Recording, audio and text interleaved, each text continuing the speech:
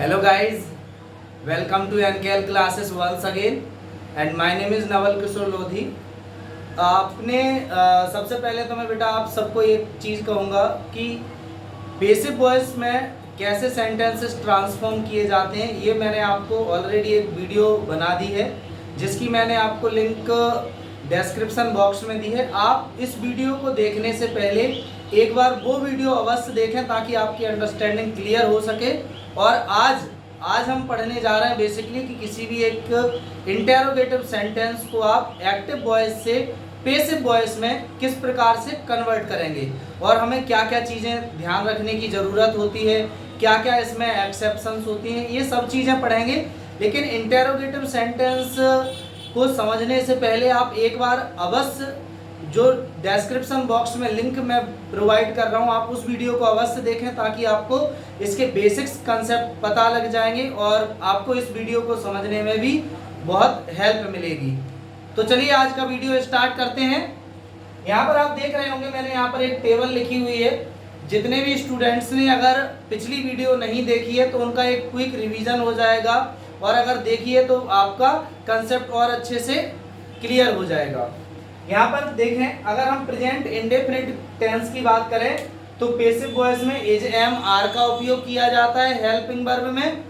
Present continuous में is M R के साथ में बीइंग लगा दिया जाता है। प्रेजेंट परफेक्ट टेंस में हैज बीन और हैव बीन का उपयोग किया जाता है। प्रेजेंट परफेक्ट कंटिन्यूअस का पैसिव वॉइस नहीं बनता है। आगे पास्ट इंडेफिनिट की अगर मैं बात करूं तो पैसिव वॉइस में हेल्पिंग वर्ब वॉज वर हो जाती हैं। पास्ट कंटिन्यूअस की अगर हम बात करें तो पैसिव वॉइस में वॉज वर के साथ में बीइंग लगा दिया जाता है। और पास्ट परफेक्ट की अगर हम बात करें तो हैड बीन हेल्पिंग वर्ब हो जाती है। सेम उसी प्रकार से पास्ट परफेक्ट कंटिन्यूअस टेंस का भी पैसिव वॉइस नहीं बनता है। और आगे अगर हम देखें तो फ्यूचर इंडेफिनिट में हेल्पिंग वर्ब पैसिव वॉइस में हो जाएंगी shall be, will be, right. इसके बाद फ्यूचर परफेक्ट में हेल्पिंग वर्ब हो जाएंगी शैल हैव बीन और विल हैव बीन। इसके अलावा एक चीज मैंने आपको और भी बताई थी कि भले ही कोई भी टेंस हो, किसी भी प्रकार का आपका सेंटेंस स्ट्रक्चर हो, अगर आप पैसिव वॉइस में सेंटेंस लिख रहे हैं तो पैसिव वॉइस में हमेशा मेन वर्ब का थर्ड फॉर्म ही उपयोग किया जाएगा, राइट। मेन वर्ब को हमेशा थर्ड फॉर्म में ही लिखा जाता है अगर आप पैसिव वॉइस में लिख रहे हैं। आगे एक कंडीशन और बताई थी मैंने कि अगर जैसे मॉडल वर्ब आपको कैन दिया गया है, कुड दिया गया है, शुड दिया गया है तो आपको चेंज करना होता है। जैसे कैन का हो जाएगा कैन बी, शुड का हो जाएगा शुड बी, मस्ट का हो जाएगा मस्ट बी, कुड का हो जाएगा कुड बी। सेम इसी प्रकार से अगर आपके मॉडल में कुछ इस प्रकार से लिखा हुआ है कुड हैव या फिर वुड हैव लिखा हुआ है तो इन्हें आप पैसिव वॉइस में जब ट्रांसफॉर्म करेंगे तो कुड हैव का हो जाएगा कुड हैव बीन और वुड हैव का हो जाएगा वुड हैव बीन, राइट। तो ये चीजें आपको ध्यान रखनी होगी जब भी आप कोई एक सेंटेंस को पैसिव वॉइस में ट्रांसलेट करेंगे। तो यहाँ पर अब मैं आपको कुछ सेंटेंसेस को बताता हूँ, एग्जांपल्स है और एग्जांपल्स को यहाँ पर ट्रांसफॉर्म करने से पहले मैं आपको सेंटेंस स्ट्रक्चर बता देता हूँ ताकि आपकी जो कंफ्यूजन्स हैं वो क्लियर हो जाए और आपको आसान भी हो समझने के लिए। यहाँ पर देखें,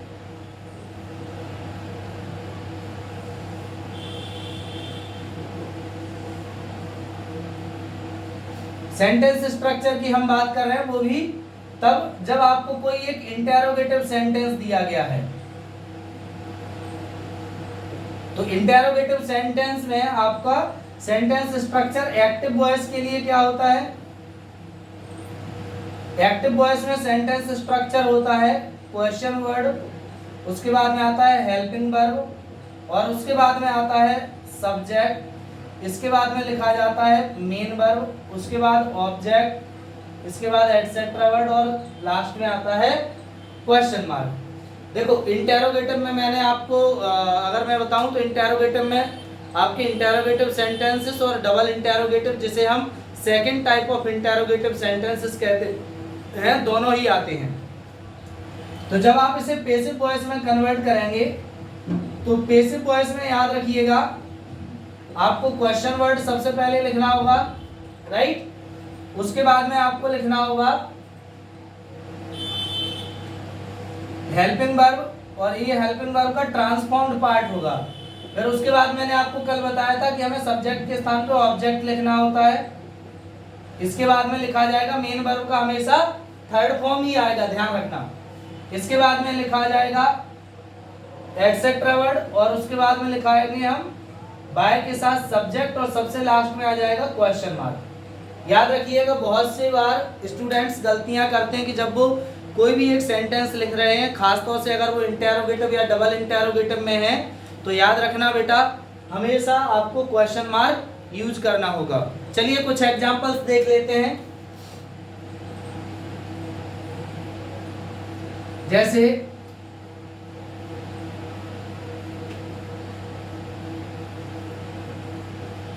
where is he doing work today. यहां पर मैंने एक सेंटेंस लिखा जो कि एक्टिव वॉइस में है, राइट। ये कौन से वॉइस में है? एक्टिव वॉइस में। अब यहां पर सबसे पहला आपको जो काम होता है वो है सेंटेंस स्ट्रक्चर में दिए गए चीजों को समझना।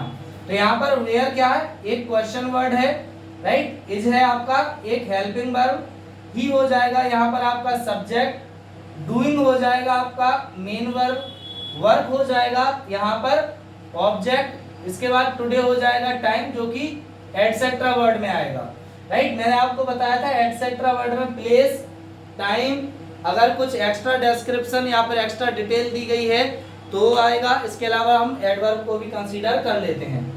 अब यहाँ पर आपके पास में एक्टिव वॉइस का सेंटेंस दिया गया है। जब आप इसे पैसिव वॉइस में ट्रांसफॉर्म करेंगे तो आपको कुछ नहीं करना है, केवल और केवल इस सेंटेंस स्ट्रक्चर को ध्यान रखना है और ये चीज ध्यान रखना है कि यहाँ पर कौन से टेंस में क्या हेल्पिंग वर्ब आ जाएगी। तो यहाँ पर आप देखें पैसिव वॉइस में सबसे पहले आपको क्या बताया गया है, क्या लिखना है? Question word. तो क्वेश्चन वर्ड वेयर का वेयर ही रहेगा, राइट। इसके बाद मैंने आपको बताया था कि हमेशा एक्टिव वॉइस में सब्जेक्ट के अकॉर्डिंग हेल्पिंग वर्ब लगती है और पैसिव वॉइस में जो आप सब्जेक्ट की जगह ऑब्जेक्ट लिखेंगे शुरुआत में, उसके अकॉर्डिंग हेल्पिंग वर्ब आएगी। तो ऑब्जेक्ट क्या है यहाँ पर? वर्क। तो यहाँ पर वर्क की जगह देखो वर्क आपका क्या है? एक सिंगुलर है और सिंगुलर की वजह से हम क्या लगाएंगे? इज। और अब यहाँ पर इज प्रेजेंट कंटिन्यूअस में आता है और मैंने आपको बताया है कि प्रेजेंट कंटिन्यूअस में हमें इज एम आर के साथ बीइंग लगाना होता है। एक चीज ध्यान दें, तो हमारी हेल्पिंग वर्ब हो जाएगी इज बीइंग। अब अगर आप देखें तो इसमें दो पार्ट दिए गए हैं। अगर आपको हेल्पिंग वर्ब में या ऑक्सिलरी वर्ब में एक से अधिक पार्ट दिए गए हैं तो मैंने आपको पहले बताया था ट्रांसलेशन पढ़ाते समय कि इसके बीच में ही हमें नॉट लगाना होता है, राइट। तो सेम इसी प्रकार से जब आप पैसिव वॉइस बनाएंगे तो हेल्पिंग वर्ब का एक पार्ट तो आपका यहाँ पर आ जाएगा और दूसरा जो पार्ट होगा वो हेल्पिंग वर्ब का यहाँ पर आएगा, मतलब ऑब्जेक्ट के बाद। और अगर आपको इसी में नेगेटिव वर्ड भी दिया गया है तो ऑब्जेक्ट के बाद में आएगा पहले नेगेटिव वर्ड और उसके बाद में हेल्पिंग वर्ब का दूसरा या रिमेनिंग पार्ट, फिर उसके बाद में मेन वर्ब लिखी जाएगी, राइट। तो यहाँ पर देखो जैसे हेल्पिंग वर्ब एज दी है और एज का मतलब प्रेजेंट कंटिन्यूअस है और प्रेजेंट कंटिन्यूअस को जब आप पैसिव वॉइस में ट्रांसफॉर्म करते हैं तो हेल्पिंग वर्ब हो जाएंगी is being, am being, are being और ये यहाँ पर लिखे जाने वाले ऑब्जेक्ट के अकॉर्डिंग यूज होंगी। तो यहाँ पर ऑब्जेक्ट क्या है? वर्क। तो यहाँ पर आ जाएगा वर्क, फिर आएगा बीइंग। तो देखें यहाँ पर ये क्वेश्चन वर्ड हो गया, यहाँ पर हेल्पिंग वर्ब का ये ट्रांसफॉर्म फॉर्म फर्स्ट पार्ट हो गया, फिर यहाँ पर ये ऑब्जेक्ट हो गया, ये आपका हेल्पिंग वर्ब का ट्रांसफॉर्म पार्ट का सेकंड है, राइट। अब उसके बाद में हमें क्या लिखना है? मेन वर्ब का थर्ड फॉर्म। तो मेन वर्ब हमारा क्या है? डू, और डू का यहाँ पर पार्टिसिपल फॉर्म लिखा है। लेकिन जब आप पैसिव वॉइस में कन्वर्ट करेंगे तो आपको हमेशा थर्ड फॉर्म लिखनी है। तो डू का थर्ड फॉर्म क्या हो जाएगा? डन। ये क्या हो गया आपका? Main verb. अब मेन वर्ब के बाद में आपको लिखना होता है एटसेट्रा वर्ड। तो एटसेट्रा वर्ड आपको क्या दिया गया है? टुडे। तो यहाँ पर क्या आ जाएगा? Today, right. यहाँ पर क्या आ जाएगा? टुडे। और उसके बाद में हमें क्या लिखना होता है? बाय के साथ सब्जेक्ट। तो बाय, अब देखो यहाँ पर सब्जेक्ट क्या दिया गया है? ही। और ये चीज मैंने आपको बताई थी कि अगर सब्जेक्ट में कोई प्रोनाउन लिखा गया है तो जब आप उसे पैसिव वॉइस में कन्वर्ट करेंगे तो उसी प्रोनाउन का ऑब्जेक्टिव केस आपको यहाँ पर लिखना होगा। तो यहाँ पर ही जो कि नॉमिनेटिव केस है, इसका पजेसिव केस होता है हिज और ऑब्जेक्टिव केस होता है हिम। तो यहाँ पर ये हो गया आपका सब्जेक्ट, राइट, जो कि बाय के साथ लिखा हुआ है। तो इसका करेक्ट ट्रांसफॉर्मेशन हो जाएगा where is work being done today by him. ये चीज समझ में आई। तो यहाँ पर हमने देखो कुछ नहीं किया, केवल और केवल ये हेल्पिंग वर्ब आपको ध्यान रखनी है कि कौन से टेंस में क्या हेल्पिंग वर्ब आएगी। दूसरा, पैसिव वॉइस में हमेशा मेन वर्ब का थर्ड फॉर्म उपयोग किया जाता है। और तीसरा, सेंटेंसेस के अकॉर्डिंग उनके स्ट्रक्चर आपको ध्यान रखने होंगे। अब एक और आपको सेंटेंस बताता हूं। इंटेरोगेटिव में कई बार सेंटेंसेस हेल्पिंग वर्ब से भी स्टार्ट होते हैं, जैसे will you not help me in this work. क्या आप मेरी मदद नहीं करेंगे इस काम में, राइट। तो यहां पर अगर आप इस सेंटेंस स्ट्रक्चर को देखें तो यहां पर ये आपका हो गया हेल्पिंग वर्ब, यहां पर यू हो गया सब्जेक्ट, नॉट हो गया आपका नेगेटिव वर्ड, हेल्प हो गया आपका मेन वर्ब, मी हो गया यहाँ पर ऑब्जेक्ट, राइट, जो कि एक इनडायरेक्ट ऑब्जेक्ट है, और इन दिस वर्क हो गया आपका एटसेट्रा डिटेल है, ये मतलब एक्स्ट्रा डिस्क्रिप्शन है, तो हम उसे ईटीसी में कंसीडर करेंगे। अब यहाँ पर अगर आप देखें, मैंने अभी आपको क्या बताया कि यहाँ पर कई ऐसे भी इंटरोगेटिव सेंटेंसेस होते हैं जिनकी बिगिनिंग हेल्पिंग वर्ब से होती है। मतलब इनमें देखो प्रीवियस क्वेश्चन के जैसे क्वेश्चन मार्क, यहाँ पर क्वेश्चन वर्ड नहीं है, तो सिंपल सी बात है, अगर आपको क्वेश्चन वर्ड नहीं दिया गया है तो आप यहाँ पर भी क्वेश्चन वर्ड कंसीडर मत करो, बाकी सेंटेंस स्ट्रक्चर तो आपका सेम रहेगा ना। देखो डबल इंटेरोगेटिव सेंटेंसेस में आपको एक्टिव वॉइस और पैसिव वॉइस में शुरुआत में ही क्वेश्चन वर्ड लिखना होता है, लेकिन अगर केवल इंटेरोगेटिव है तो आपको हेल्पिंग वर्ब से बिगिन करना होता है, जैसे कि यहाँ पर सेंटेंस नंबर 2 में किया है मैंने। तो यहाँ पर आपको क्या करना है, क्वेश्चन वर्ड से बिगिनिंग ना करके हमें हेल्पिंग वर्ब से बिगिन करना होगा। और दूसरा, यहाँ पर अभी जो मैंने आपको रूल बताया था कि जब आप पैसिव वॉइस में जो भी ऑब्जेक्ट को शुरुआत में लिखेंगे उसके अकॉर्डिंग आपको हेल्पिंग वर्ब लगानी होगी। तो यहाँ पर आप देखें, अब हम यहाँ पर अगर आप देखें ऑब्जेक्ट को, तो यहाँ पर ऑब्जेक्ट जब आप शुरुआत में लिखेंगे तो क्या आ जाएगा, आई, राइट। अब आई के साथ में फ्यूचर इंडेफिनिट में अगर आप देखें तो शैल भी आता है, राइट। तो यहाँ पर अगर आप देखें तो यहाँ आप पहला लिखना होगा आपको हेल्पिंग वर्ब का फर्स्ट पार्ट, राइट। जैसे मैंने अभी आपको बताया ऊपर कि सबसे पहले हमें हेल्पिंग वर्ब का फर्स्ट पार्ट लिखना होता है, फिर हम ऑब्जेक्ट लिखेंगे और ऑब्जेक्ट लिखने के बाद में हेल्पिंग वर्ब का रिमेनिंग पार्ट लिखेंगे। तो शैल, आई, और फिर इसके बाद में आएगा बी। तो आई क्या हो गया यहाँ पर सब्जेक्ट, और बी क्या है आपका हेल्पिंग वर्ब का रिमेनिंग पार्ट। क्या है, हेल्पिंग वर्ब का रिमेनिंग पार्ट। अब उसके बाद में सॉरी यहाँ पर एक नेगेटिव वर्ड भी दिया गया है, तो यहाँ ऑब्जेक्ट के जस्ट बाद आपको नेगेटिव वर्ड और लिखना होगा, जो कि नेगेटिव वर्ड है नॉट। फिर आएगा बी, तो यहाँ पर क्या आ जाएगा, ये आपका हेल्पिंग वर्ब हो गया और हेल्पिंग वर्ब का सेकंड पार्ट है ये। और आगे अगर आप देखें तो मेन वर्ब आएगी, और मेन वर्ब का कौन सा फॉर्म आता है हमेशा, थर्ड फॉर्म। ये हो जाएगा हेल्प्ड, क्या हो जाएगा, हेल्प्ड, राइट। उसके बाद में एटसेट्रा वर्ड लिखें तो इन दिस वर्क आ जाएगा, और उसके बाद आप बाय के साथ में लिखेंगे सब्जेक्ट। तो सब्जेक्ट क्या है, यू, और यू का नॉमिनेटिव केस और ऑब्जेक्टिव केस दोनों एक ही होते हैं, मतलब यहाँ पर बाय यू ही लिखा जाएगा, राइट। यहाँ पर क्या लिखा जाएगा, बाय यू। अब यहाँ देखें, ये आपका एटसेट्रा वर्ड हो गया, और ये हो गया आपका बाय के साथ सब्जेक्ट, जो कि ऑब्जेक्टिव केस में लिखा हुआ है। नॉमिनेटिव केस भी यू होता है, और यहाँ पर आपका ऑब्जेक्टिव केस भी यू होता है, ध्यान रखिएगा। तो इस प्रकार से आप किसी भी एक सेंटेंस को जो कि इंटेरोगेटिव है, आप उसे ट्रांसफॉर्म कर सकते हैं पैसिव वॉइस में। अब मैं आपको कुछ ऐसे सेंटेंसेस बताता हूं जो कि थोड़ा सा अलग हैं, या फिर उनमें कुछ अलग चेंजेस करने होते हैं,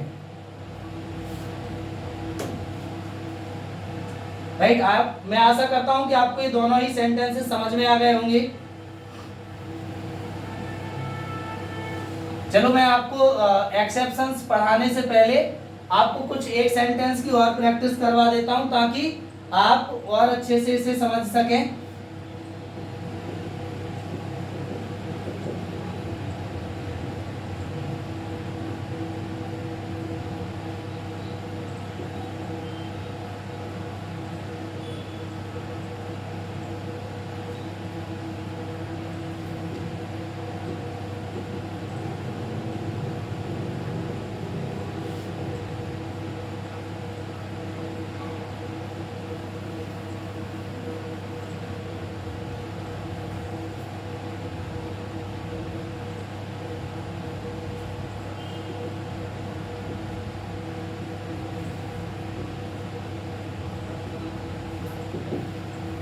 यहाँ पर अगर आप ध्यान से देखेंगे तो मैंने जो सेंटेंस लिखा है इसमें बेसिकली दो ऑब्जेक्ट दिए गए हैं। यहाँ पर मैं आपको सेंटेंस स्ट्रक्चर बताता हूँ, ये एक्टिव वॉइस में है। यहाँ पर व्हेन हो गया आपका क्वेश्चन वर्ड, वॉज हो गया आपका हेल्पिंग वर्ब, रमेश हो गया यहाँ पर सब्जेक्ट, ऑफरिंग हो गया यहाँ पर आपका मेन वर्ब, यू हो गया आपका इनडायरेक्ट ऑब्जेक्ट। कौन सा ऑब्जेक्ट है ये? Indirect object. और एनीथिंग क्या है आपका? एक डायरेक्ट ऑब्जेक्ट है, राइट। तो अब यहाँ पर आपको दो दो ऑब्जेक्ट दिए गए हैं। तो मैंने आपको पिछली वीडियो में भी बताया था कि अगर आपको दो ऑब्जेक्ट दिए गए हैं किसी भी एक सेंटेंस में, तो आप उनमें से किसी भी एक ऑब्जेक्ट के साथ में अपने पैसिव वॉइस को बना सकते हैं। तो यहाँ पर आप देखें क्वेश्चन वर्ड हमारा क्या है? व्हेन। क्या लिखा है क्वेश्चन वर्ड? व्हेन। इसके बाद में आपको लिखना होता है हेल्पिंग वर्ब, वो भी ट्रांसफॉर्म्ड फॉर्म में। तो यहाँ पर अगर आप यू कंसीडर करते हैं ऑब्जेक्ट को, तो यहाँ पर वॉज वर्ब होता है आपका पास्ट कंटिन्यूअस में, और जब आप पैसिव में लिखते हैं तो वॉज वर्ब के साथ बीइंग लगाना होता है। मतलब अगर आप यू लगाएंगे तो यू के साथ क्या आ जाएगा? Were being, right. अब यहाँ पर अगर आप ध्यान से देखें तो वर और बीइंग ये दो पार्ट हो गए। तो यहाँ पर भी आपको दोनों पार्टों के बीच में ही ऑब्जेक्ट को लिखना होगा। तो यहाँ पर क्या आएगा? व्हेन, वर, फिर आएगा यू जो कि ऑब्जेक्ट है, और उसके बाद में लिखा जाएगा बीइंग, राइट। तो यहाँ पर ये क्वेश्चन वर्ड हो गया, ये हेल्पिंग वर्ब का फर्स्ट पार्ट हो गया, ये ये ऑब्जेक्ट हो गया इनडायरेक्ट ऑब्जेक्ट, और ये हो गया बीइंग। बीइंग मतलब हेल्पिंग वर्ब का रिमेनिंग पार्ट। अब उसके बाद में आप लिखेंगे मेन वर्ब जो कि थर्ड फॉर्म में लिखी जाएगी। तो यहाँ पर मेन वर्ब है ऑफरिंग, और ऑफरिंग का थर्ड फॉर्म क्या हो जाएगा? Offered, right. उसके बाद मैंने आपको बताया था कि अगर एक ही सेंटेंस में दो ऑब्जेक्ट होते हैं तो हम जो रिमेनिंग ऑब्जेक्ट होता है उसे एटसेट्रा वर्ड से पहले लिखते हैं। मतलब रिमेनिंग ऑब्जेक्ट कहाँ लिखा जाएगा? मेन वर्ब के बाद में और एटसेट्रा वर्ड से पहले। तो यहाँ पर क्या आ जाएगा? एनीथिंग। और अगर इसके बाद में कोई एटसेट्रा वर्ड दिया जाता, जैसे यस्टरडे अगर लिखा होता तो हम यहाँ पर भी यस्टरडे लिख देते। अगर एट 4 o'clock लिखा होता तो हम 4 o'clock लिख देते। मतलब अगर कोई भी वर्ड यहाँ पर एटसेट्रा वर्ड के तौर पे दिया गया होता तो हम उसे यहाँ लिखते, और उसके बाद में फिर लास्ट में आ जाएगा बाय के साथ सब्जेक्ट। तो सब्जेक्ट क्या है? रमेश। अब रमेश एक नाउन है, तो मैंने ये चीज आपको बताई थी कि जितने भी नाउन होते हैं उन्हें ऑब्जेक्टिव केस में भी वैसे ही लिखा जाता है।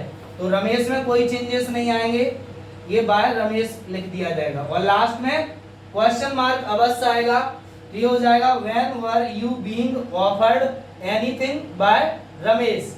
एक तरीका हो गया। अब उसके बाद में आप दूसरा तरीका देखें। अगर हम डायरेक्ट ऑब्जेक्ट मतलब एनीथिंग से बनाते हैं, सपोज अगर मैं इसी सेंटेंस को एनीथिंग से ट्रांसफॉर्म करता हूं तो आप किस प्रकार से बनाएंगे? देखो अब एनीथिंग आएगा तो ऑब्वियस सी बात है पास्ट कंटिन्यूअस में वॉज बीइंग आ जाएगा, और वॉज बीइंग आएगा तो वॉज पहले आएगा, बीइंग बाद में आएगा। तो यहाँ पर हो जाएगा व्हेन वॉज एनीथिंग, फिर आएगा बीइंग, राइट। फिर उसके बाद में लिखा जाएगा ऑफर्ड। अब इसके बाद में आपका रिमेनिंग ऑब्जेक्ट क्या बचा? यू। तो यहाँ पर आएगा टू यू, और फिर उसके बाद में आएगा बाय के साथ रमेश। तो देखें यहाँ पर सेंटेंस स्ट्रक्चर अभी भी सेम ही है।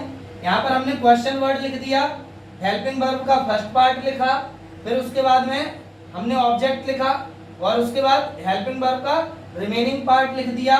इसके बाद में मेन वर्ब का थर्ड फॉर्म लिखा है, और मेन वर्ब के थर्ड फॉर्म के बाद में यहाँ पर हमने जो रिमेनिंग ऑब्जेक्ट था उसे लिख दिया।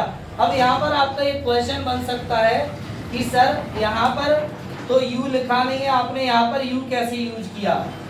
तो मैंने आपको ये प्रीवियस वीडियो में बताया है कि अगर कभी भी आप किसी एक डायरेक्ट ऑब्जेक्ट के बाद में जब आप इनडायरेक्ट ऑब्जेक्ट को लिखते हो तो इनडायरेक्ट ऑब्जेक्ट से पहले आपको प्रीपोजिशन क्या लगानी होती है, टू, राइट। तो इसलिए हमने लिखा है when was anything being offered to you by Ramesh, और उसके बाद में सबसे लास्ट में हमने सब्जेक्ट लिखा हुआ है। तो ये चीज याद रखिएगा, अगर आप शुरुआत में कोई भी डायरेक्ट ऑब्जेक्ट लिख रहे हैं और बाद में अगर कोई इनडायरेक्ट ऑब्जेक्ट बच जाता है तो आपको उससे पहले प्रीपोजिशन टू का उपयोग करना होगा, और उसके बाद में फिर एटसेट्रा वर्ड और लास्ट में बाय के साथ सब्जेक्ट का ऑब्जेक्टिव केस उपयोग करना होगा। आशा करता हूं आपको ये भी कंसेप्ट क्लियर हो गया होगा, और उन स्टूडेंट्स को और भी अच्छे से क्लियर होगा जिन स्टूडेंट्स ने मेरी प्रीवियस वीडियो को पूरा का पूरा देखा है। देखो बेटा, एक चीज मैं बस कहूंगा, अगर आप वीडियोस पूरे नहीं देखते हो, रियली मैं सच बता रहा हूं, आप भले ही कितने भी अच्छे स्टूडेंट क्यों ना हो, अगर आप वीडियोस पूरा नहीं देखेंगे तो डेफिनेटली कुछ ना कुछ पॉइंट आप मिस कर जाएंगे, और वहां पर अगर आपने कोई भी पॉइंट मिस कर दिया और वही गलती अगर आप किसी भी एग्जाम में करेंगे तो डेफिनेटली आपके मार्क्स काट दिए जाएंगे, और फिर आपको लगेगा कि हमने तो बहुत मेहनत की है, फिर हमारे मार्क्स गए कहाँ। तो ये चीज़ याद रखिए, जो कुछ भी पढ़ाया जा रहा है बहुत अच्छे से अटेंटिव होकर के सुनिए, समझिए, और अगर कोई क्वेश्चन नहीं समझ में आ रहा है, कोई कंसेप्ट नहीं क्लियर हो रहा है, तो आप मुझे कमेंट बॉक्स में लिख करके बताइए कि सर हमें ये कंसेप्ट नहीं समझ में आया, आप इसे दोबारा एक्सप्लेन कर दीजिए, या फिर आपको अगर कोई भी एक ऐसा सेंटेंस मिलता है जिसका आपको पैसिव वॉइस नहीं समझ में आ रहा कि इसका पैसिव वॉइस क्या होगा, तो आप ऐसे सेंटेंसेस हमें भेज सकते हैं। डेफिनेटली ऐसे सभी सेंटेंसेस के लिए मैं आपका मोस्ट वेलकम करूंगा। तो ये आपका दूसरा केस हो गया जहां पर हमारे पास में दो दो ऑब्जेक्ट दिए गए होते हैं। आशा करता हूं ये दोनों प्रकार से जो मैंने यहाँ पर ट्रांसफॉर्मेशन बनाया है इस सेंटेंस का, ये आपको समझ में आ गया होगा। अब हम आगे बढ़ते हैं एक्सेप्शंस की ओर।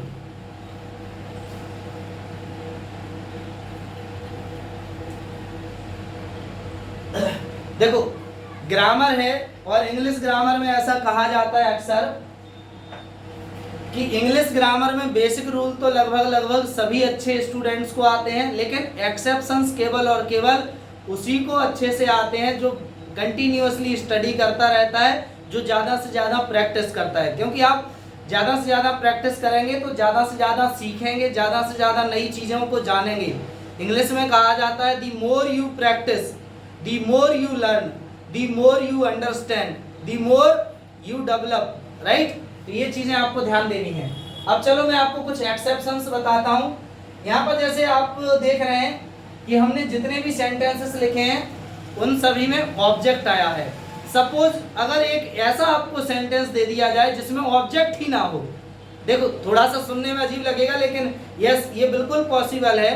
अगर कोई एक ऐसा सेंटेंस दिया गया जिसमें ऑब्जेक्ट ही नहीं है तो उसका भी आप पैसिव वॉइस बना सकते हैं, और खासतौर से इंटेरोगेटिव में भी अगर आपको ऑब्जेक्ट ना दिया जाए तो भी बन जाएगा। देखें क्या कंडीशन होगी।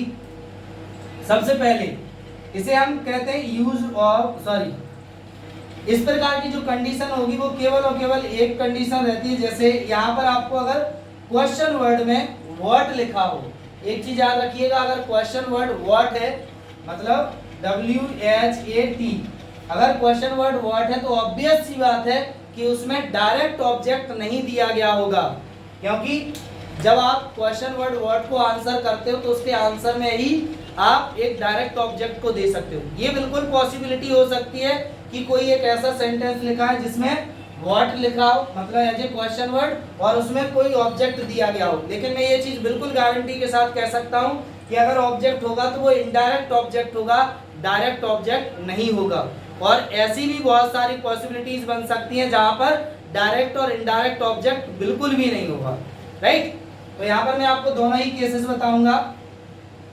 चलिए समझने की कोशिश करें आप आगे। ये हमारा आज का फोर्थ सेंटेंस है और जो कि एक्सेप्शंस भी है, ध्यान रखिए। यहाँ पर what are you giving him today. यहां पर ध्यान से देखें, मैं आपको पहले सिंपल तरीके से बताता हूं, फिर उसके बाद में डिफिकल्टी का हम लेवल या स्टैंडर्ड रेज करेंगे। तो यहाँ पर मैंने एक क्वेश्चन लिखा, what are you giving him today. तो देखो यहाँ पर व्हाट क्या हो गया आपका क्वेश्चन वर्ड, आर हो गया यहाँ पर हेल्पिंग वर्ब, यू हो गया यहाँ पर सब्जेक्ट, गिविंग हो गया यहाँ पर मेन वर्ब, हिम हो गया आपका एक इनडायरेक्ट ऑब्जेक्ट। कौन सा ऑब्जेक्ट है ये? Indirect object. और टुडे हो गया आपका एटसेट्रा वर्ड। तो मैंने आपको क्या बताया था कि अगर कोई भी एक क्वेश्चन पूछने के लिए अगर आप सेंटेंस वर्ड से बिगिन करते हैं तो उसमें डायरेक्ट ऑब्जेक्ट नहीं होगा। इसमें भी डायरेक्ट ऑब्जेक्ट नहीं है, लेकिन हमारे पास अगर इनडायरेक्ट ऑब्जेक्ट है तो हम बना सकते हैं। जैसे अभी मैंने आपको 3 सेंटेंसेस बताए हैं, उसी को आप फॉलो करें। तो यहाँ पर आप देखें, अगर आप इससे बनाते हैं तो क्या आ जाएगा, व्हाट। अब एजेएमआर आता है सॉरी प्रेजेंट कंटीन्यूअस में, लेकिन जब आप इसे पैसिव वॉइस में कन्वर्ट करेंगे तो क्या आ जाएगा, यहाँ पर एजेएमआर के साथ बीइंग। अब यहाँ पर देखो हेल्पिंग वर्ब क्या है, आर, जो कि यू के अकॉर्डिंग लगी है। और जब आप यहाँ पर सब्जेक्ट की जगह ऑब्जेक्ट लिखेंगे तो ऑब्जेक्ट क्या हो जाएगा, हिम का ही, और ही के साथ में हेल्पिंग वर्ब क्या आएगी, इज बीइंग। तो यहाँ पर क्या आएगा, व्हाट इज ही। तो यहाँ पर व्हाट हो गया आपका क्वेश्चन वर्ड, इज हो गया आपका हेल्पिंग वर्ब का फर्स्ट पार्ट, यहाँ पर ही हो गया आपका ऑब्जेक्ट। अब उसके बाद में हेल्पिंग वर्ब का रिमेनिंग पार्ट है बीइंग, तो आप इसे लिखेंगे, ये हेल्पिंग वर्ब का रिमेनिंग पार्ट हो गया। अब उसके बाद में थर्ड फॉर्म लिखेंगे हम मेन वर्ब की। तो गिव का थर्ड फॉर्म होता है गिवन। क्या फॉर्म होता है, गिवन। ये आपका मेन वर्ब हो गया। अब उसके बाद में लिखा जाएगा एटसेट्रा वर्ड, जो कि यहाँ पर टुडे दिया गया है, राइट। तो ये हमने लिख दिया एटसेट्रा वर्ड, ये चीज क्लियर है। और उसके बाद में हमें लिखना होता है बाय के साथ सब्जेक्ट। तो यहाँ पर बाय के साथ सब्जेक्ट क्या है, यू।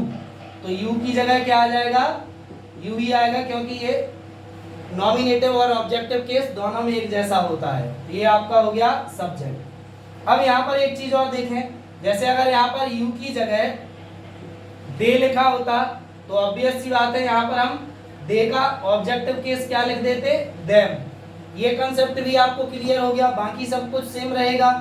यहाँ पर अगर आप देखें तो ये यहाँ पर दे और यू के साथ में हेल्पिंग वर्ब लगती है आर, लेकिन ही के साथ में तो इज लगती है ना, इसलिए हमने इज बीइंग लगाया है। अब जो मेरा मेन कंसेप्ट था, जिसे मैं एक्सेप्शन कह रहा था, मैंने बताया था कि अगर वर्ड से कोई भी एक क्वेश्चन स्टार्ट होता है तो उसमें आपको डायरेक्ट ऑब्जेक्ट नहीं दिया गया होता है, राइट। तो यहाँ पर अगर आप देखें, इसमें भी ऑब्जेक्ट नहीं है, राइट। अब यहाँ पर मैं अगर आपको कोई भी ऑब्जेक्ट ना दूं, जैसे मान लो ये सेंटेंस इस प्रकार लिखा होता, what are they giving today.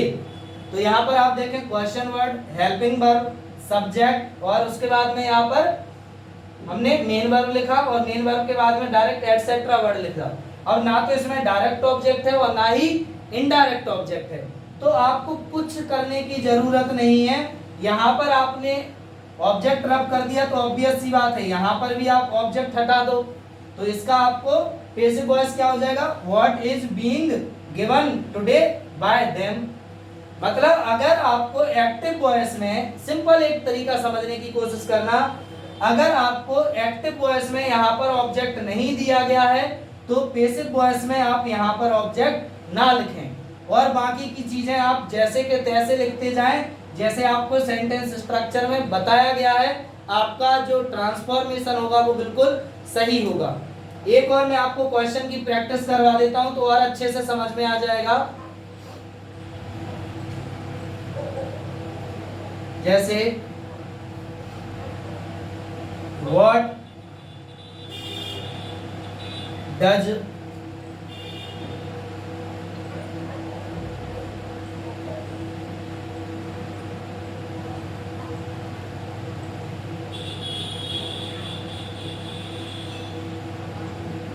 अगर मैं आपसे कहूं वह यहाँ क्या करता है, तो इसका ट्रांसलेशन हो जाएगा what does he here? What does he do here? अब यहाँ पर जो सेंटेंस मैंने आपको दिया है, यहाँ पर अगर आप ध्यान से देखें तो what क्या हो गया आपका क्वेश्चन वर्ड, डज हो गया आपका हेल्पिंग वर्ब, ही हो गया यहाँ पर आपका एक सब्जेक्ट, यहाँ पर डू हो गया आपका मेन वर्ब, और हेयर जो कि प्लेस को रेफर कर रहा है, तो ये हो जाएगा आपका एटसेट्रा वर्ड। अब आप इस सेंटेंस में देखें, क्या इस सेंटेंस में किसी भी प्रकार का कोई ऑब्जेक्ट दिया है? नहीं दिया है। और अगर आपको ऑब्जेक्ट नहीं दिया गया है तो जब आप इसे पैसिव वॉइस में ट्रांसफॉर्म करेंगे, ऑब्जेक्ट वाले पार्ट को आप इग्नोर कर देंगे, बाकी की चीजें वैसे के वैसे ही लिखेंगे। तो यहाँ पर आपका क्वेश्चन वर्ड सेम ही रहेगा, व्हाट। अब डज किस में आता है? प्रेजेंट इंडेफिनिट में। और जब प्रेजेंट इंडेफिनिट के सेंटेंस को आप पैसिव वॉइस में ट्रांसफॉर्म करते हैं तो हेल्पिंग वर्ब हो जाती है इज, एम, आर। तो यहाँ पर हेल्पिंग वर्ब क्या आ जाएगी? इज। अब उसके बाद में ऑब्जेक्ट लिखा जाता है, और ऑब्जेक्ट तो इसमें है ही नहीं, तो हम ऑब्जेक्ट को छोड़ देंगे, और उसके बाद में हम क्या लिखेंगे? Main verb. और मेन वर्ब का कौन सा फॉर्म आएगा? Third form. तो थर्ड फॉर्म में यहाँ पर क्या आएगा? डू का थर्ड फॉर्म हो जाएगा डन। और फिर मेन वर्ब के बाद एटसेट्रा वर्ड लिखेंगे, तो यहाँ पर एटसेट्रा वर्ड क्या लिखा है? हियर। और उसके बाद फिर हम लिखेंगे बाय के साथ सब्जेक्ट। तो सब्जेक्ट क्या है? ही, और ही का ऑब्जेक्टिव केस क्या हो जाएगा बेटा? हिम। तो इसका पैसिव वॉइस क्या बन गया? What is done here bye him. ये आपका क्वेश्चन वर्ड हो गया, ये आपका हेल्पिंग वर्ब का ट्रांसफॉर्म्ड फॉर्म हो गया, ये आपका मेन वर्ब का थर्ड फॉर्म हो गया, ये आपका एटसेट्रा वर्ड हो गया, और ये आपका सब्जेक्ट हो गया। तो सिंपल एक चीज ध्यान रखनी है कि अगर आपको क्वेश्चन में वर्ड के साथ में ऑब्जेक्ट दिया गया है तो आप उसके अकॉर्डिंग बना दें, राइट। और अगर नहीं दिया गया है तो आप ऑब्जेक्ट वाले चीज को छोड़ ही दें, राइट। ऑब्जेक्ट को छोड़ दें और बाकी फिर जितनी भी चीजें हैं वो सब लिखते हैं। अब यहाँ पर एक केस और समझने की कोशिश करना, अगर मैं यहीं पर आपको नॉट लगा दूं, जैसे अगर मैं ये कहूं वह यहाँ क्या नहीं करता है, राइट। अगर मैं आपसे कहूं कि वह यहाँ क्या नहीं करता है, मतलब what does he not do here, तो यहाँ पर मैंने देखो नॉट लगा दिया। अब नॉट लगा दिया तो आपको पता है कि यहाँ पर आप नॉट कहाँ लगाते हैं? ऑब्जेक्ट के बाद में। अब ऑब्जेक्ट के बाद में वो मेन वर्ब से पहले, तो इसमें ऑब्जेक्ट नहीं है तो मेन वर्ब से पहले आप यहाँ पर नॉट लगा देंगे, तो क्या हो जाएगा? What is not done here bye him. ये चीज समझ में आई? तो इस प्रकार से आपको मैंने अभी दो एक्सेप्शन बताए हैं, मतलब एक एक्सेप्शन बता दिया है, सॉरी, एक ही एक्सेप्शन के मैंने आपको दो सेंटेंसेस अलग अलग तरीके से बताए ताकि आपकी अंडरस्टैंडिंग क्लियर हो जाए। और ये चीज़ अवश्य कहूँगा बेटा, देखो ये चीज़ मैम ने हमेशा कहा है, अभी इसी वीडियो के लास्ट में मैं आपको कुछ सेंटेंसेस भी दूंगा आपकी खुद की प्रैक्टिस के लिए, और इन सभी क्वेश्चंस के आप जो कुछ भी आपको आंसर लगते हैं वो आप मुझे कमेंट बॉक्स में लिख करके बताइएगा, और उसके बाद में फिर मैं आपको कुछ देर बाद या फिर कल सुबह मैं आपको इनके आंसर इसी वीडियो के कमेंट बॉक्स में आपको शेयर कर दूंगा, या फिर हम कमेंट करके ही आपको रिप्लाई कर देंगे, जो कि आपको कल नोटिफिकेशन आ जाएगा। और एक चीज़ याद रखिएगा, मैं जो कमेंट करूंगा उसका नोटिफिकेशन आपको बेटा केवल और केवल तब आएगा जब आपने मेरे चैनल को सब्सक्राइब किया होगा और साथ ही साथ बेल आइकन को प्रेस किया हो। तो आप ध्यान रखें कि आपने मतलब मेरे चैनल को सब्सक्राइब किया और साथ ही साथ बेल आइकन को भी प्रेस किया है। अब आगे दूसरी एक्सेप्शन की ओर बढ़ते हैं। तो यहाँ पर अगर आपको ऑब्जेक्ट नहीं दिया गया होगा तो आप समझ गए कि किस प्रकार से आपको पैसिव वॉइस बनाना है। दूसरा, अगर मैं क्वेश्चन आपसे करता हूँ, राइट, अगर मैं आपसे एक ऐसा क्वेश्चन करता हूँ जिसकी बिगिनिंग क्वेश्चन वर्ड हु से होती है, तो ऑब्वियस सी बात है वो सब्जेक्ट के बारे में क्वेश्चन करेगा, और सब्जेक्ट के बारे में अगर क्वेश्चन किया जाएगा तो उसमें सब्जेक्ट ही नहीं होगा, उसमें क्या नहीं होगा? सब्जेक्ट नहीं होगा, बाकी ऑब्जेक्ट दिया गया होगा। जैसे यहाँ पर देखें क्वेश्चन आपका सेंटेंस नंबर 6, जैसे हु इज के मैंने काफी सेंटेंस ले लिए हैं। Who will have done that work. अब यहाँ पर मैंने एक सेंटेंस लिखा है, who will have done that work. तो यहाँ पर आप ध्यान से देखें, हु क्या हो गया, एक क्वेश्चन वर्ड, विल हैव हो गया आपका एक हेल्पिंग वर्ब। अब इसके बाद में हमने मेन वर्ब लिख दी है, डन। अब यहाँ पर तो सब्जेक्ट है नहीं, राइट, तो सब्जेक्ट नहीं है।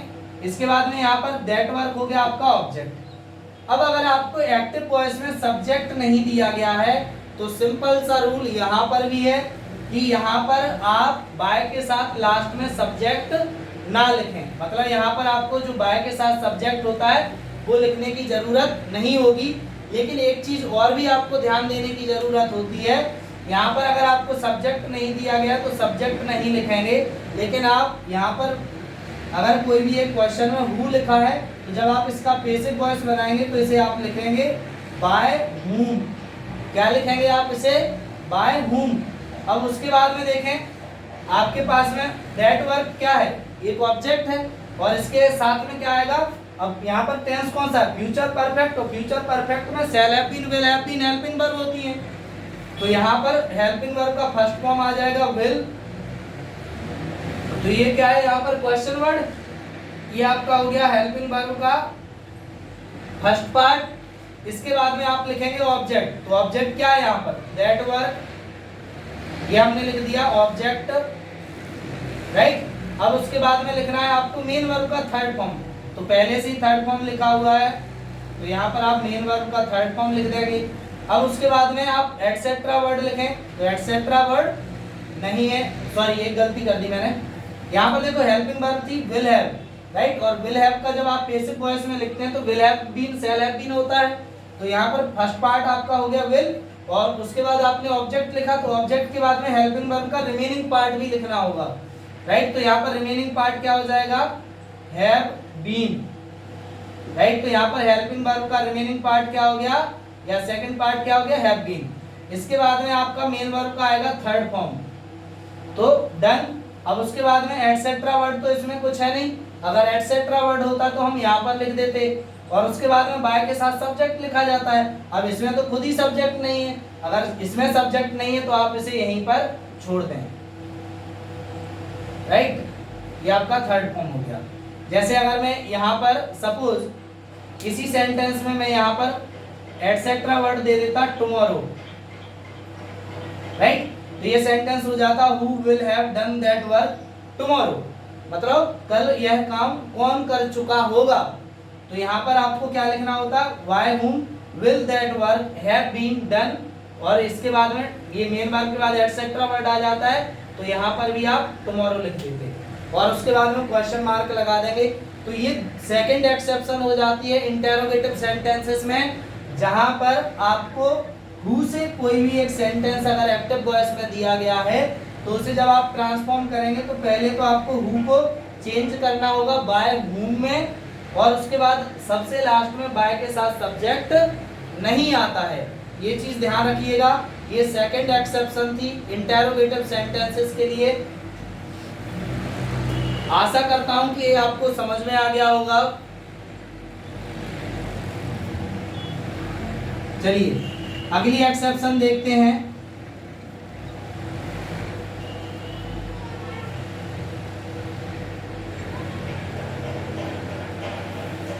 अभी मैंने आपको पहली एक्सेप्शन जब बताई थी, मतलब पहला अपवाद जब बताया था, उसमें बताया था कि अगर आप क्वेश्चन वर्ड WHAT वर्ड को यूज करते हैं तो आपको उसमें डायरेक्ट ऑब्जेक्ट नहीं दिया होता है, राइट। सेम इसी प्रकार से अगर आप क्वेश्चन वर्ड WHOM whom का उपयोग करते हैं तो उसमें इनडायरेक्ट ऑब्जेक्ट नहीं दिया गया होगा, राइट। और अगर इनडायरेक्ट ऑब्जेक्ट नहीं दिया गया है तो इसमें भी सेम केस रहेगा, इसमें आप इनडायरेक्ट ऑब्जेक्ट को छोड़ करके बाकी चीजें लिख दें। तो जैसे यहां पर एक सेंटेंस देता हूं, whom did you call yesterday। यहां पर अगर आप ध्यान से देखें तो यहां पर whom क्या हो गया, एक क्वेश्चन वर्ड, did क्या हो गया, एक हेल्पिंग वर्ब, you क्या हो गया आपका मेन वर्ब, कॉल क्या हो गया यू हो गया आपका सब्जेक्ट, कहने में गलती हो गई। तो यहाँ पर हुम हो गया क्वेश्चन वर्ड, डिड हो गया हेल्पिंग वर्ब, यू हो गया आपका सब्जेक्ट, कॉल हो गया यहाँ पर मेन वर्ब और yesterday जो कि एक टाइम है, तो ये हो जाएगा आपका एटसेट्रा वर्ड। अब जैसे मैंने अभी आपको बताया था कि अगर कोई भी एक एक्टिव वॉइस में सेंटेंस हु से लिखा है तो आप उसे लिख देते हैं बाय हुम। तो एक चीज और याद रखिएगा, अगर आपको यहाँ पर हुम का कोई सेंटेंस दिया गया है जिसमें आपको ऑब्जेक्ट ना दिया गया हो, जिस प्रकार से इसमें है, राइट, अगर ऑब्जेक्ट नहीं दिया गया है तो बेटा आप उस सेंटेंस को जब पेसिव वॉइस में कन्वर्ट करें तो हुम की जगह आप क्या लिख देंगे, हु। क्या लिखेंगे, हु लिखेंगे। तो यहाँ पर हुम को किस में कन्वर्ट करना होगा हमें, हु। अब डिड हेल्पिंग वर्ब यूज होती है एक्टिव वॉइस में पास्ट इंडेफिनिट में, और पास्ट इंडेफिनिट के सेंटेंस को जब आप पैसिव वॉइस में कन्वर्ट करेंगे तो यहाँ पर क्या आ जाएगा, was were। तो यहाँ पर अब आप देखें ऑब्जेक्ट तो है नहीं, और अगर ऑब्जेक्ट नहीं है तो एक चीज और आपको मैं बता देता हूँ, अगर ऑब्जेक्ट नहीं होता है तो आप हमेशा हेल्पिंग वर्ब के जो सिंगुलर फॉर्म होते हैं, मतलब जो सिंगुलर सब्जेक्ट के साथ में हेल्पिंग वर्ब्स यूज होती हैं उन्हें उपयोग करते हैं। सेम यही एक्टिव वॉइस में भी होता है, अगर हम हु से कोई क्वेश्चन करते हैं तो उसमें सब्जेक्ट नहीं होता है तो हम हमेशा सिंगुलर सब्जेक्ट के साथ यूज होने वाली हेल्पिंग वर्ब का यूज करते हैं। तो सेम यहाँ पर पैसिव वॉइस में भी है, यहाँ पर भी हम सिंगुलर सब्जेक्ट के साथ में जो हेल्पिंग वर्ब यूज होती हैं उन्हें यूज करेंगे। तो पास्ट इंडेफिनिट में मैंने आपको बताया वॉज वर यूज होगा पैसिव वॉइस में, और इसमें सिंगुलर सब्जेक्ट के साथ में क्या आता है, वॉज। तो इसमें हेल्पिंग वर्ब क्या आ जाएगी, वॉज। अब इसके बाद में आपको देखो ऑब्जेक्ट लिखना होता है, तो यहाँ पर तो ऑब्जेक्ट है ही नहीं, और अगर यहाँ पर ऑब्जेक्ट नहीं है तो आप ऑब्जेक्ट छोड़ दो, और ऑब्जेक्ट को छोड़ने के बाद में आप मेन वर्ब लिखो। तो मेन वर्ब क्या है, कॉल। तो कॉल का क्या हो जाएगा, थर्ड फॉर्म कॉल्ड। उसके बाद में आप एटसेट्रा वर्ड लिखें, तो एटसेट्रा वर्ड क्या है, यस्टरडे। उसके बाद में एटसेट्रा वर्ड हो गया यस्टरडे। अब उसके बाद यहाँ पर तो आपको सब्जेक्ट दिया गया है, तो अगर सब्जेक्ट दिया है तो आप लास्ट में बाय के साथ सब्जेक्ट लिख देंगे, राइट। तो देखो यहाँ पर हमने क्या किया, हु को चेंज कर दिया, सॉरी हुम को चेंज कर दिया, हु में ये आपका क्वेश्चन वर्ड हो गया। यहाँ पर डिड हेल्पिंग वर्ब थी, उसे हमने ट्रांसफॉर्म कर दिया पैसिव वॉइस के अकॉर्डिंग, तो ये हेल्पिंग वर्ब हो गई। अब ऑब्जेक्ट है नहीं इसलिए हमने मेन वर्ब का यहाँ पर थर्ड फॉर्म लिख दिया डायरेक्टली। इसके बाद एटसेट्रा वर्ड लिख दिया, और उसके बाद सबसे लास्ट में बाय के साथ सब्जेक्ट लिख दिया, राइट। अब यहीं पर एक केस और भी बनता है, जैसे ऐसा भी पॉसिबल हो सकता है कि आपको कोई एक ऐसा सेंटेंस दिया गया हो जिसमें आपको ऑब्जेक्ट दिया गया हो, मतलब डायरेक्ट ऑब्जेक्ट दिया हो, जैसे whom did you give 1 rupee right yesterday। अब यहाँ पर आप देखें गिव क्या हो गया आपका मेन वर्ब, और 1 रुपी क्या हो गया, एक डायरेक्ट ऑब्जेक्ट हो जाता है। तो आप इसे इस प्रकार से अगर आप बनाते हैं तो ये हो जाएगा हु वाज, यहाँ पर कॉल्ड की जगह आ जाएगा गिवन, और गिवन के बाद में फिर आप रिमेनिंग ऑब्जेक्ट लिखेंगे, मतलब 1 रुपीज yesterday बाय यू। और अगर आप ऑब्जेक्ट के अकॉर्डिंग बनाते हैं तो फिर आपको, अब देखो अगर आप डायरेक्ट ऑब्जेक्ट के अकॉर्डिंग बनाते हैं तो फिर आपको क्वेश्चन वर्ड वही लिखना होगा। तो हुम, और 1 रुपी आपका सिंगल है तो क्या आ जाएगा, वॉज 1 रुपी गिवन यस्टरडे, फिर आ जाएगा बाय यू। तो देखो सीधा और सिंपल सा कहना है मेरा कि आपको अगर कोई भी एक सेंटेंस हुम से स्टार्ट होता हुआ मिले एक्टिव वॉइस में, तो आप हुम में तब कन्वर्ट करेंगे जब आपको कोई भी ऑब्जेक्ट ना दिया गया हो, या फिर आप इनडायरेक्ट ऑब्जेक्ट के अकॉर्डिंग यहाँ पर पैसिव वॉइस बना रहे हो। लेकिन अगर आप डायरेक्ट ऑब्जेक्ट जो कि ऑलरेडी सेंटेंस में दिया गया है, अगर आप उसके अकॉर्डिंग सेंटेंस को पैसिव वॉइस में कन्वर्ट करोगे तो फिर आपको हुम को हुम ही लिखना होगा। ये चीज़ याद रखिएगा, वो सभी बच्चे जो खास तौर से 9th 10th में पढ़ रहे हैं, या फिर 11th 12th में पढ़ रहे हैं, या फिर अगर आप ग्रेजुएशन में पढ़ रहे हैं, खास तौर से अगर आपके पास इंग्लिश लैंग्वेज का कोई सब्जेक्ट है जिसमें ग्रामर पूछी जाती है, ट्रांसफॉर्मेशन पूछा जाता है, या फिर एक्टिव पैसिव वॉइस पूछे जाते हैं, या फिर इंडियन एयरफोर्स की तैयारी करने वाले स्टूडेंट्स, इंडियन एयरफोर्स की अगर आप तैयारी करते हैं तो स्पेशली ये चीज़ याद रखना कि अगर आप whom वाले सब्जेक्ट मतलब whom वाले सेंटेंस में अगर कोई भी ऑब्जेक्ट ना दिया गया हो तो भी आप इसे who में कन्वर्ट कर देंगे। और अगर आप इनडायरेक्ट ऑब्जेक्ट के अकॉर्डिंग बनाए, जैसे देखो इसमें डायरेक्ट ऑब्जेक्ट दिया है लेकिन फिर भी हमने इनडायरेक्ट ऑब्जेक्ट को कंसीडर करके बनाया है, तो भी आप who लिखेंगे। लेकिन अगर आप whom वाले क्वेश्चन को डायरेक्ट ऑब्जेक्ट के कंसिडरेशन के साथ बनाएंगे तो फिर आपको who में चेंज नहीं करना होगा, whom को whom ही लिखा जाना होगा। तो यहाँ पर whom क्या हो गया आपका क्वेश्चन वर्ड, ये आपका हो गया हेल्पिंग वर्ब, राइट, ये आपका हो गया ऑब्जेक्ट, इसके बाद में ये हो गया आपका मेन वर्ब, ये हो गया आपका एटसेट्रा वर्ड और ये हो गया आपका सब्जेक्ट, राइट। तो ये बेसिकली आपके तीन एक्सेप्शंस थे जो कि जर्नली आपसे पूछे जाते हैं और आपसे एक्सपेक्ट किया जाता है कि अगर आपने एक्टिव वॉइस को पैसिव वॉइस में ट्रांसफॉर्म करना सीखा है, वो भी एडवांस लेवल पर, तो आपको इन सभी एक्सेप्शंस के बारे में पता होगा। और मुझे नहीं लगता कि जो आज मैंने आपको इस वीडियो में जितना भी कंटेंट बताया है, आपको इसके अलावा भी कोई ऐसा क्वेश्चन मिले जो कि इन लॉजिक्स के बाहर हो। और अगर डेफिनेटली मैं ये नहीं कहता कि आपको कभी बिल्कुल कुछ नहीं मिलेगा, अगर ऐसा कोई भी टीचर आपको बताता है या फिर अगर आपको ऐसा कोई क्वेश्चन मिले तो डेफिनेटली आप मुझे वो क्वेश्चन भेजिए या फिर कमेंट बॉक्स में लिख करके बताइए, हम उसे सॉल्व करेंगे, हम उसका आंसर बनाएंगे, हम उसे ट्रांसफॉर्म करेंगे और आपके साथ साथ दूसरे स्टूडेंट्स या दूसरे एस्पिरेंट जो इस चैनल से जुड़े हुए हैं उन्हें भी सीखने को मिलेगा, प्लस आपकी भी कंफ्यूजन्स या फिर आपको भी बेटर क्लैरिफिकेशन मिल जाएगा। तो आशा करता हूँ कि आपको ये सब कंसेप्ट समझ में आ गए होंगे। अब सबसे लास्ट में मैं आपको कुछ सेंटेंसेस दे रहा हूँ और उन सेंटेंसेस के जवाब आप मुझे कमेंट करके बताएंगे। इन सभी सेंटेंसेस को आपको पैसिव वॉइस में कन्वर्ट करना है और आप मुझे बताएंगे, राइट। अभी तक मैंने आपको असर्टिव सेंटेंसेस का कन्वर्जन बता दिया है और साथ ही साथ इंटेरोगेटिव सेंटेंसेस का कन्वर्जन बता दिया है। तो मैं आपको मिक्स दे रहा हूँ, आप सबसे पहले समझना कि उसमें कौन सा सेंटेंस स्ट्रक्चर यूज होगा और क्या पैसिव वॉइस बनेगा। यहाँ पर मैं आपको कुछ क्वेश्चंस दे रहा हूँ, कमेंट में अवश्य लिख करके बताइए, कल मॉर्निंग सुबह में आपको इसके जवाब मिल जाएंगे। Ram and Sita did not call me yesterday। Ram and Sita did not call me yesterday पहला सेंटेंस है। दूसरा है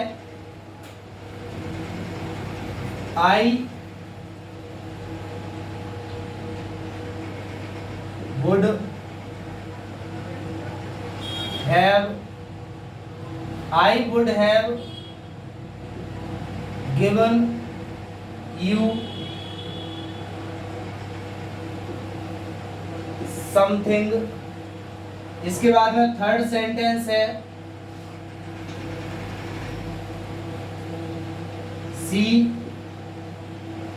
saw a, यहाँ पर she sees a cow, right.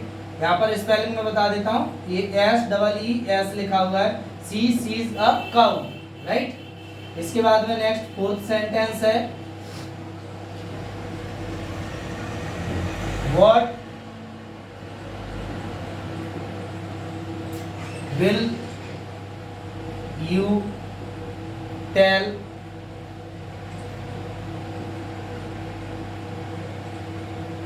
tomorrow। तो अगला क्वेश्चन है What will you tell tomorrow। Fifth question है Who were playing cricket at 4 PM। तो यहाँ पर अगला सेंटेंस है Who were playing cricket at 4 PM। Sixth sentence है Whom have you shared